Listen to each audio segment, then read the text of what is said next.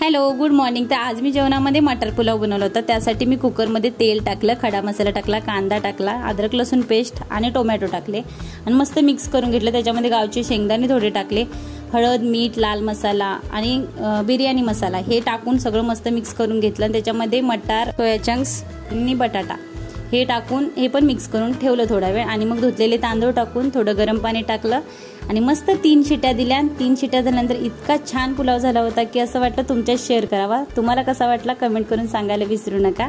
त्यानंतर आम्ही थोडा वेळ बनीकडे गेलो। माझी मैत्रीण आणि बनी 1 महिन्यानंतर भेटणार होती। म्हटलं चला बनी ओळखते का बघू, तर बनी कुठली विसरते आम्हाला। इतकी खेळकर झाली बनी की तिच्या सोबत रिचा पण माझी खेळू लागली होती। त्या दोघींचं ते खेळणं बघून इतकं छान वाटत होतं मस्त, आणि त्या दोघी इतकं एन्जॉय करत होत्या एकमेकीला बघून। मला माझं बालपण आठवलं। असंच असेल म्हटलं माझं देखील बालपण। संध्याकाळी पिठलं भाकर बनवली होती। हा व्हिडिओ इथे